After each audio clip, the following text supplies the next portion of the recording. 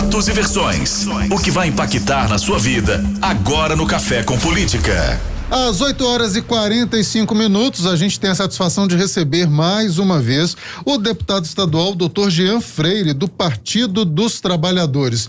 Dr. Jean, seja mais uma vez muito bem-vindo. Bom dia para o senhor. Bom dia, Léo. Bom dia, Thalita. Bom Dessa dia. vez não estamos juntos aí para tomar um cafezinho, né? Mas um grande abraço a vocês. Prazer imenso nosso estar aqui mais uma vez dialogando com vocês. Nós que agradecemos a sua disponibilidade, deputado, e eu já começo perguntando ao senhor sobre essa suspensão da onda roxa, mais especificamente sobre o toque de recolher de 8 da noite às 5 horas da manhã, após um acordo aí que foi celebrado entre o governo de Minas, a parte que entrou aí contra esse toque de recolher e também a Justiça, o Tribunal de Justiça de Minas Gerais. O senhor é a favor ou contra essa suspensão e como o senhor está vendo aí essa restrição da circulação de pessoas no estado?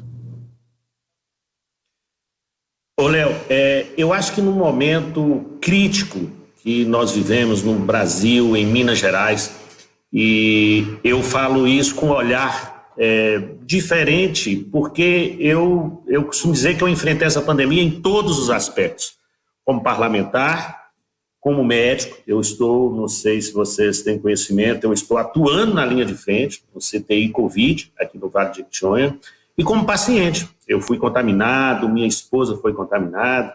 Então, eu acho que, nesse momento, nós temos que formar uma grande coalizão, uma força-tarefa para combater a pandemia, combater o inimigo comum. Então, quando eu vejo parlamentares falarem contra, parlamentares entrarem com ações contra o dito toque de recolher, fico preocupado muito com o português e não com o verdadeiro sentido disso, né? Eu digo para você com muita tranquilidade que eu esperava mais firmeza do governo do estado, apoio à onda roxa em todos os seus aspectos, mas esperava até mais, né? Porque nós temos, existem vários fatores para combater a pandemia. Vamos pegar o exemplo que fez Araraquara, né? Como diminuiu drasticamente os números de mortes, os números de infectados, os números de pessoas internadas, precisando de CTI principalmente, né? Então, eu acho que deveria continuar, sou contra o que ocorreu ontem, e deveria ter sido, inclusive, mais firmes, né? Nós não podemos brincar de fazer isolamento. Nós não podemos brincar disso. Se você andar nas ruas, se você adentrar os espaços, você vai ver que as pessoas dão muito jeito de driblar essa situação. Olha, no interior mesmo, muitas vezes as pessoas saem da cidade, não ficam andando nas ruas, mas vão para a zona rural, né? Fazer reuniões e eventos nas zonas rurais, né? Então, nós não podemos brincar de fazer isolamento. Eu apoio a onda roxa e acho que tinha que ser mais firmes. Se nós pegarmos lá no início da pandemia, o que fez Belo Horizonte, né? A prefeitura de Belo Horizonte, o prefeito praticamente fechou Belo Horizonte. Isso foi fundamental para que os números naquele momento em Minas Gerais, Minas apareceu como estado de menor número de infectados, menor número de mortes, devido a uma ação na maior cidade do nosso estado, né? Então, eu apoio a onda roxa e acho que tem que ser mais firme. Quando a gente fala sobre esse acordo celebrado entre o Tribunal de Justiça e o governo do estado, deputado, que suspende aí, né, o toque de recolher nas cidades mineiras e também suspende as reuniões familiares que podem voltar a ser feitas até quarta-feira. E quando o senhor fala que apoia a onda roxa e que acha que o governo do estado poderia ter sido mais firme no combate à pandemia, neste principal momento de enfrentamento ao coronavírus, o que deveria ter sido feito pelo governo do estado em paralelo ao decreto, né, dessa onda roxa, para que a gente tivesse já números que surtindo efeito em relação ao combate à pandemia? E eu te pergunto isso, deputado, porque nós trouxemos ontem aqui na Rádio Super uma informação divulgada pelo próprio governo do estado de que após quase 2 semanas de isolamento, essa onda que foi prorrogada, lembrando, até o dia 11 de abril, portanto até domingo, não teria surtido efeito efeito esperado e teria feito pouca diferença. Foi porque essas ações foram pouco pensadas ou porque exatamente, como disse o senhor, elas deveriam ter sido mais firmes? Eu acho que elas deveriam ter sido pensadas lá atrás, né? Mas eu não sou daqueles que fico olhando muito pelo retrovisor. Acho que o retrovisor é importante a gente olhar para não ser atropelado, né? Mas assim, nós temos que nesse momento esquecer o que deixou de se fazer lá atrás, né? E pensar daqui para frente. Quando eu digo que deveria ser mais firme, primeiro é o seguinte: se você olhar as definições, elas não foram cumpridas, né? As pessoas não cumpriram efetivamente. As pessoas estavam nas ruas, né? Não só aqui, como em outras cidades, estavam nas ruas. Efetivamente, vamos pensar o seguinte: se fosse possível, eu gosto de colocar 30 dias, mas ontem eu vi alguns especialistas falando em 14, se fosse possível, que a gente sabe que não é, tirar todas as pessoas da rua, todo mundo nas suas casas, sem reunião familiar, sem nada disso, todo mundo nas suas casas, a pandemia acabava, por 30 dias se fosse possível, né? A pandemia acabava, o vírus não ia existir, né? Então, isso não é possível, a gente sabe que não é possível, mas nós sabemos que tirar pessoas da rua, que o verdadeiro isolamento, né, o lockdown, é efetivo, isso é efetivo. E isso não foi feito. O Brasil, e aí não somente Minas Gerais, né? O Brasil tem que pensar seriamente, né, e fazer um lockdown verdadeiro, né, ao mesmo tempo. Quando eu digo na questão da onda roxa, primeiro eu apoio, mas tem que ser mais firme, primeiro no cumprimento dela. Né? A gente tem que realmente cumprir e ninguém fazer vista grossa. Por parte da população, né, deputado?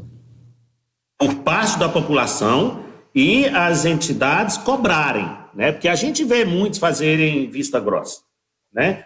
A população tem que entender o seu papel. É difícil para a gente falar isso, Thalita, e fica parecendo que a gente não está nem aí para a economia. Mas nós não vamos salvar a economia se não salvar vidas. E se nós fizermos isso de uma maneira muito bem feita, nós vamos sim ter o resultado. Mas não adianta a gente colocar, seja lá o nome da onda, roxa, não adianta criar e ela não ser efetivamente cumprida, né? Então, eu acho que a população tem que reconhecer e cumprir o seu papel fundamental nisso. E as autoridades cobrarem. Se os números não diminuíram, como você coloca, mostrado pelo próprio governo do Estado, é porque ela não foi cumprida. Porque tirar pessoas da rua tem que diminuir número.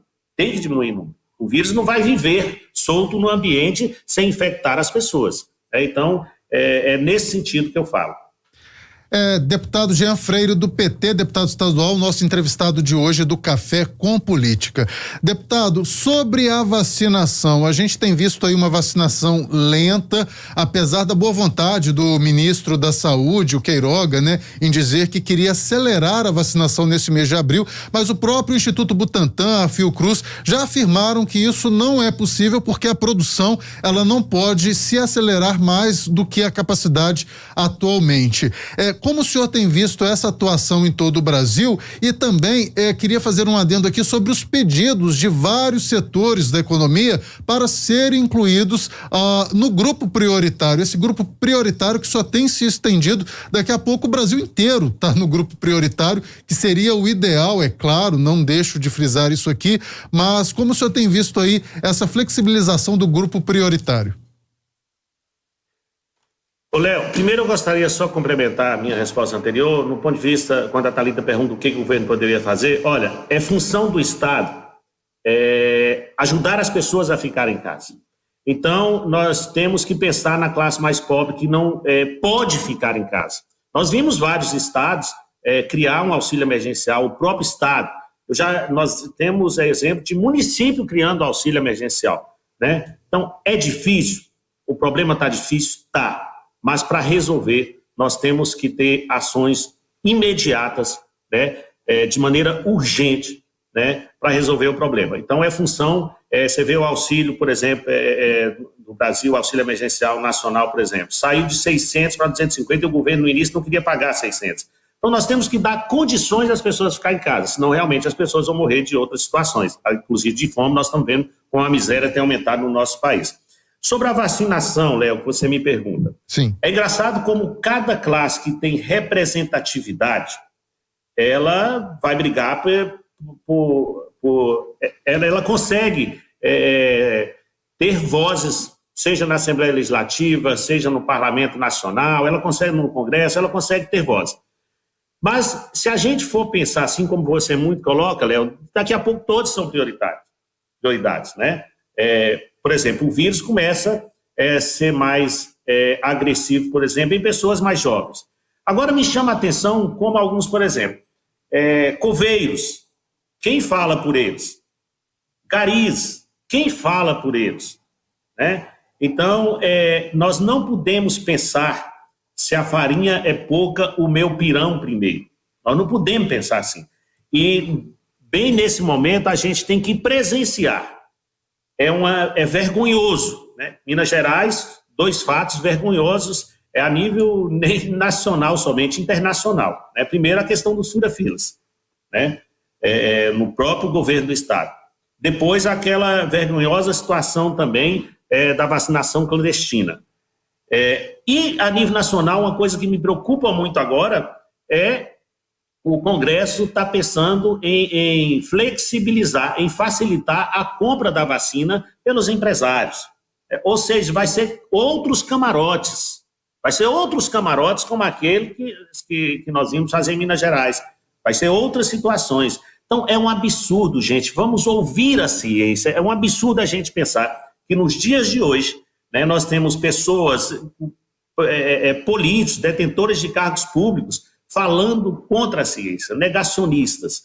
Então, você coloca muito bem, se todo mundo for querer entrar no grupo prioritário, os verdadeiros prioritários vão ficar, que deveriam ser prioridades, vão ficar de lado, né? Então, nós temos sim que começar da maneira que foi os mais idosos, nós temos que começar a questão dos profissionais de saúde. Eu concordo com a questão dos profissionais de segurança pública, nós vemos alguns estados fazerem, eu concordo muito com isso. Outra situação, eu sou médico, eu acompanho, outro dia eu fiz questão para denunciar a questão das estradas da nossa região, acompanhar um paciente que faz hemodiálise. O paciente passa o dia inteiro dentro de um carro com um profissional da saúde, faz um percurso às vezes de 4 horas até chegar na hemodiálise, fica o tempo inteiro ali, né? E até hoje não foram vacinados os pacientes de hemodiálise, né? A não ser se estão dentro daquele padrão da idade.